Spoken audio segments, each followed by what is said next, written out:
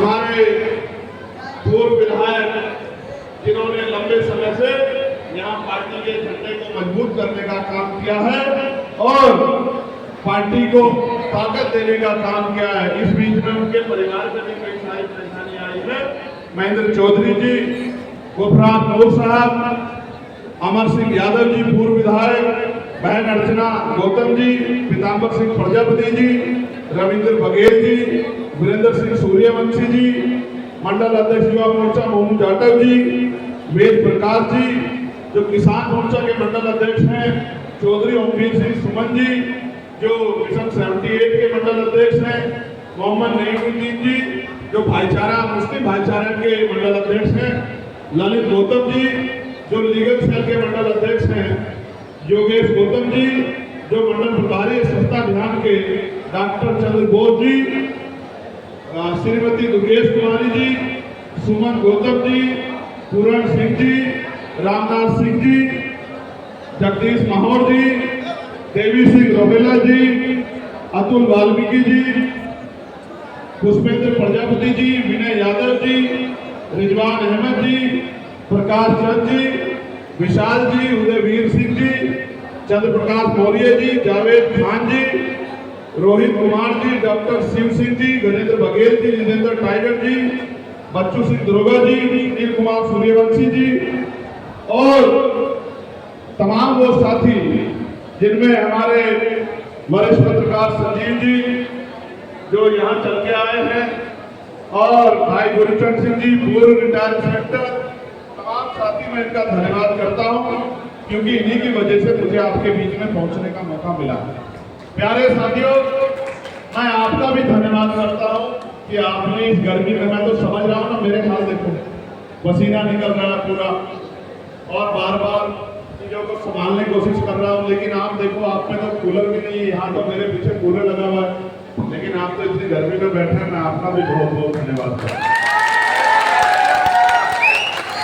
मैं अपनी बहनों का भी बहुत बहुत धन्यवाद करता हूँ जो बहनें हमारी यहाँ बैठी हैं, जो अपना काम छोड़ के आई है, अपनी बहनों का बहुत धन्यवाद करता हूँ। प्यारे साथियों, हमने सम्मेलन के जरिए कुछ विषय, हेलो भाई ऐसा मत करो, प्रबुद्धन सम्मेलन के जरिए कुछ विषय हमने जो बहुत महत्वपूर्ण विषय है उन पर चर्चा कराने का एक जिम्मेदारी उठाई है। आप समाज का पढ़ा लिखा तबका है, आज आप यहाँ आए हैं, यहाँ से खाली हाथ लौट जाओगे तो इससे समाज का कोई भला नहीं होगा। आप जब यहाँ आए हैं तो मेरे द्वारा जो बातें आपको बताई जा रही हैं, मैं आपसे आशा विश्वास करूंगा कि आप उन पे जाके अपनी गांव में, बस्तियों में, परिवारों में, रिश्तेदारों में, बच्चों से, बच्चियों से, माँ से, बहनों से चर्चा जरूर करेंगे। करेंगे नहीं करेंगे बताओ? दोनों हाथ उठा के बताओ जो लोग चर्चा करेंगे। आगे रखो 15 मिनट, तभी मानूंगा मैं इस बात को। दोनों हाथ उठा के रखो 15 मिनट, तभी माना जाएगा कि आप चर्चा कर पाओगे। बैठ जाओ, नीचे कर लो, धन्यवाद। प्यारे साथियों, एक मांग जो हमने सबसे पहले पार्लियामेंट में उठाई वो थी जातिगत जनगणना की, कि देश में 1931 के बाद, 1931 के बाद 2025 आ गया है, अभी तक जातिगत जनगणना नहीं हुई है। इसलिए हमने मांग उठाई थी पार्लियामेंट में भी। काशीराम साहब कहते थे जिसकी इतनी संख्या भारी उसकी उतनी हिस्सेदारी। हमने पहले दिन जब मैं पार्लियामेंट में गया तो सबसे पहले यही मांग उठाई कि बाबू जगदेव प्रसाद कुशवाहा कहते थे कि धन धरती राजपाट बटके रहेगा, शोषितों को उनका हक मिलेगा। मैंने पार्लियामेंट में कहा कि जातिगत जनगणना होनी चाहिए। अभी कुछ दिन पहले सरकार ने कहा जातिगत जनगणना हम लोग कराएंगे, लेकिन बात सिर्फ जातिगत गणना की नहीं है। जातिगत गणना तो एक शुरुआत है। जातिगत गणना में ये जानकारी बहुत जरूरी है कि देश में पिछड़ों की आबादी कितनी है, इस देश में दलितों के, आदिवासियों की आबादी कितनी है, इस देश में सामान्य ग्रामीण जाति की आबादी कितनी है, ये तो एक पहलू हुआ।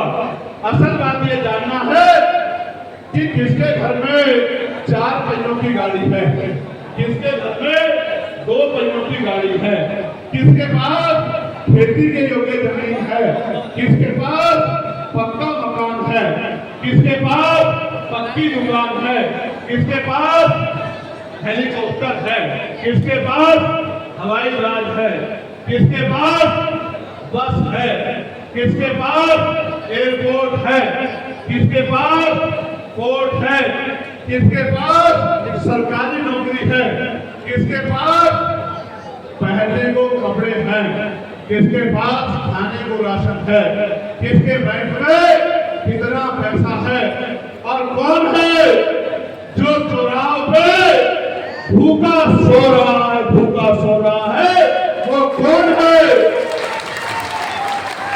वो कौन है जो मंदिरों के, मस्जिदों के, गुरुद्वारों के बाहर भीख मांग रहा है?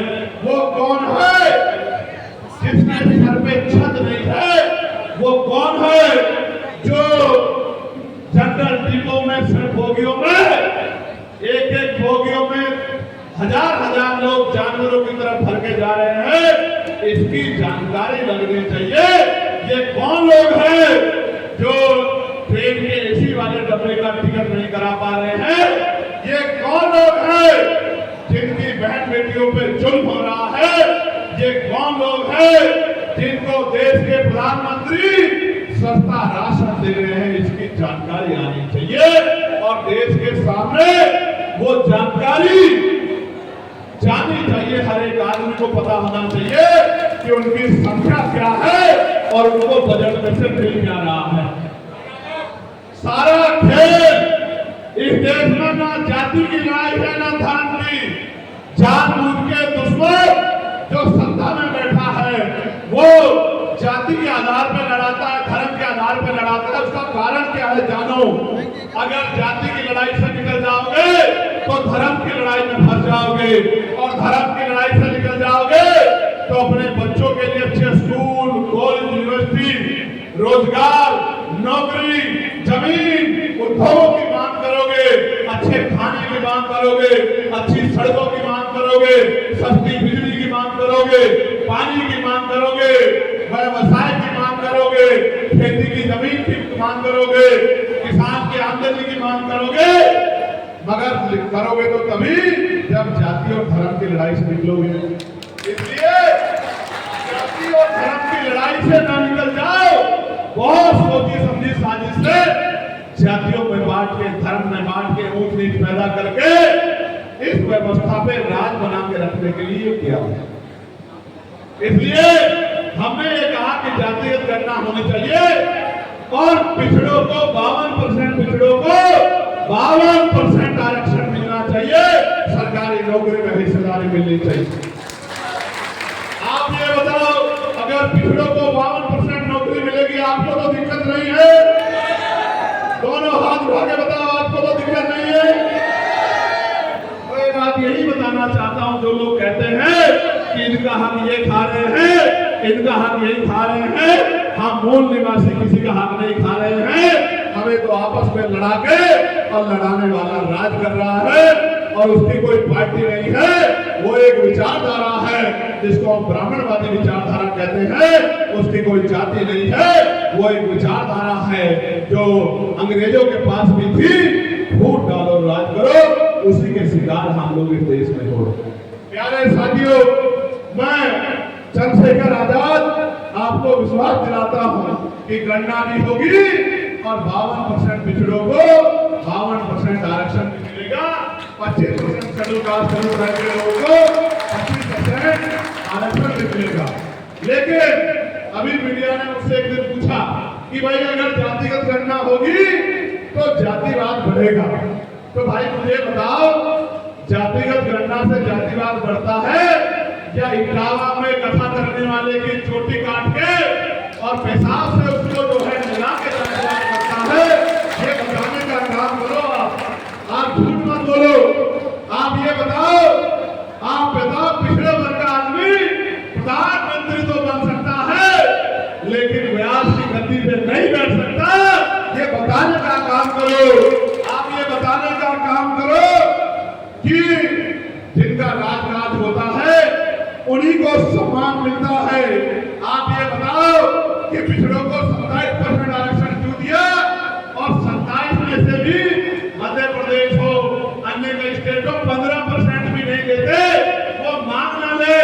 इसलिए कहते हैं कि हिंदू हिंदू भाई भाई, चुनाव के समय और चुनाव के बाद जब इन दलित पिछड़ों पे जुल्म होता है तो फिर आराम से चैन से पढ़ के सोते हो और ये कहते हो कि इसलिए तो इनको लड़ा के रखना है कि ये लोग लड़ते रहे और हम लोग राज करते रहे। आप ये बताओ, मैं नहीं बताऊंगा, आप लोग जवाब दो, दलित पिछड़ों के आरक्षण का विरोध मुसलमान करता है क्या? जोर से बताओ, मुसलमान करता है क्या? तो यही तो करते हैं जो हमें चुनाव के समय भाई कहते हैं और चुनाव के बाद हमारे संवैधानिक अधिकारों के खिलाफ मोर्चा निकालते हैं, धार्मिक सभाएं करते हैं, प्रेस मीडिया में बैठ के कहते हैं कि आरक्षण आर्थिक आधार पर होना चाहिए। 10% हो तो गया आर्थिक आधार पे, हुआ ही नहीं हुआ, हुआ नहीं हुआ। मेरी तो नाराजगी उन नेताओं से है, वो किसी पार्टी के हों, संविधान पे सबसे बड़ा हमला था आर्थिक आधार पे आरक्षण, क्योंकि बाबा साहब अम्बेडकर के संविधान में आर्थिक आधार पे आरक्षण का कोई प्रावधान नहीं था। हमारे निकम्मे नेताओं ने अपने वोट के फायदे के लिए बाबा साहब अम्बेडकर के संविधान पे इतना बड़ा हमला अपनी आंखों के सामने सहा। अगर चंद्रशेखर आजाद पार्लियामेंट में होता, उसी दिन क्या तो पार्लियामेंट के पद से, उस सांसद के पद से इस्तीफा दे देता, या फिर अपने आप को इतना मजबूत जो है उस आंदोलन के जरिए करता कि सरकार को इस बिल से पीछे हटना पड़ता और इस बिल को वापस लेना। आपने कभी सुना नहीं होगा 3 दिन के अंदर आर्थिक आधार पर आरक्षण कानून बन गया और सब लोगों ने दोनों हाथ उठा के विरोध किया। चंद वोटों के लिए अपने देश वोट को, अपने लोगों को, उनके अधिकारों को, उनके बच्चों के अधिकार को कुचलने का काम किया। ये हम सबके सामने हुआ, ये किससे छिपा हुआ नहीं है।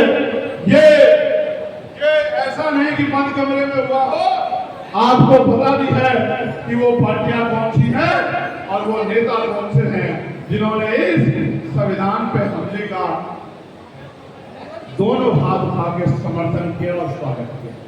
प्यारे साथियों, बाबा साहब पे हमला ये नहीं है कि बाबा साहब की स्टैच्यू तोड़ दी है, बाबा साहब पे हमला ये नहीं है कि जय भीम भी कहा है, बाबा साहब पे के संविधान पे हमला ये नहीं है कि आपके साथ बैठ के खाना नहीं खाया है। बाबा साहब के संविधान पे हमला ये भी है कि बाबा साहब ने जो अधिकार आपको दिए हैं उन अधिकारों को निजीकरण करके पूरी सरकारी नौकरियों को समाप्त किया जा रहा है। और आप सरकारी नौकरी की ताकत समझते हैं?